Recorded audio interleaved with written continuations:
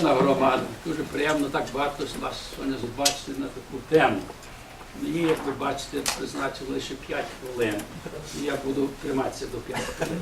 І половину своєї промови битиму. Мені дуже тішиться сьогодні, що пан Люциuk пригадав Богдана Панчука. Через нього я тепер сьогодні стою перед вами. Він у 46-му році моїх родичів перевіз до Англії as an agricultural worker. І ми жили в Англії, і в 56-му році приїхали до Канади. І я зустрів пана Панчука тут у 60-х роках, і я з ним 5 років працював. It gives me great pleasure tonight to remember Bogdan Panchuk, because he was instrumental in bringing my family and myself out of a DP camp in Germany. And it's through his 5 years of working with me in the early 60s that I believe I'm some kind of leader in the community. I'm here to represent the people of Ukraine that don't have a voice. And that's the 28% of the people that live in poverty in Ukraine. For many years, the Ukrainian diaspora has just been sending them fish. Budu. It's time we switch to fishing poles. How are we going to do that?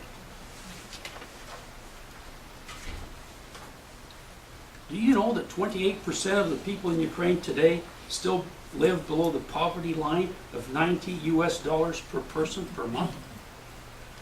And do you know that the issue is worse in rural areas where 40% of the population is poor? This is aggravated by non-income dimensions, such as the lack of infrastructure, limited access to adequate care. 55% of the Ukrainian GDP is underground. What you see is just the tip of the iceberg. When I was there in 92, 93, trying to set up a joint venture for Petro-Canada and lubricants, I was told by a Canadian banker working for the National Bank of Ukraine that there was $2 billion US already circulating in the underground economy in Western Ukraine. That was in 1992. We're not even aware of how much real money is available in Ukraine to produce good works. What caused poverty in Ukraine? Low wages, low pensions, and poor social aid due to lack of funds from the government. The share of primary income was smaller in socialist Ukraine than in market economies for developing countries. This was a reflection of 3 phenomena: the virtual absence of property incomes, nobody has buildings to rent, the absence of occupational pensions, and the greater importance of income redistribution by the national government.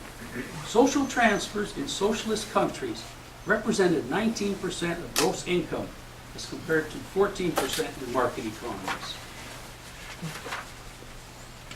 I'm not a favorite fan of Lyndon Johnson, but his quote is bang on.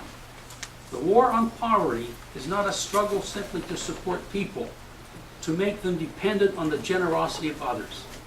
It is the struggle to give people a chance. It is an effort to allow them to develop and use their capacities, as we have been allowed to develop and use ours, so that they can share as others share in the promise of their great nation. Отже, ми як діаспора, ми думаємо, що ми все знаємо. If you look at the Maslow hierarchy of needs, that 28% are right at the very bottom. А ми тут літаємо, boy, we're going to be free, we're going to have all this stuff. If you're hungry, if you can't think straight, you don't care about the party in power. So the challenge for the diaspora is to come up with a cause that will unite those 28% of the people and create a powerful political tool that will survive any regime, any oligopoly, anything at all. So what I'm going to do in the remaining time is present you with a little project. What is this new vision? The vision I'm going to mention tonight is called Eternal Harvest, Wieczny Rodzaj. I would like to see by the year 2033, on the 100th anniversary of the Volodymyr, that there be established a social enterprise organization that controls 10 million acres of land, which is approximately 4 million hectares of land. This is 7% of the total land mass of Ukraine. This will be a living monument to the 10 million victims of the 1932-33 Volodymyr. Where are we going to get all this land? Show me them. What's he smoking? What's he drinking? You have to realize that there's over 7 million villagers were given 2 hectares of land each in the land reformation. It's a crooked way of, there's been a lot of ups and downs, and I won't get into that today. But the people that come and visit me every week, they say, я 1 гектара можу працювати, але що я буду робити з другим гектаром? I have bishops coming saying, всі люди хочуть приписати до нас маєтки. Що ми маємо з ними робити? Будь ласка, достань мені John Deere tractor. Here's a bishop coming to me and saying, I want you to give me a John Deere tractor so I could start to feed my people. Okay? If we set up this social enterprise organization, which doesn't exist right now in Ukraine, they have started little ones, but I think on a bigger scale, if we're smart, if we can forget about the political parties, the monuments, and all that other kind of stuff, and really focus in on the bottom 28% of the people, that is where the votes are going to come from. There's 7 to 10 million votes. If we can get those people mobilized to vote the right way, we won't have a problem with freedom. And eventually the robber barons will eat themselves up and they will get back to normal. What do I envisage on these 10 million acres? We were envisaging planting organic crops so they can sell it to Europe. Right now, it's chornozem. Okay? If we allow large agribusiness companies to go in there, they'll just pollute the land. Have you seen Chernobyl? Wait till they finish with overseeding and with pesticiding.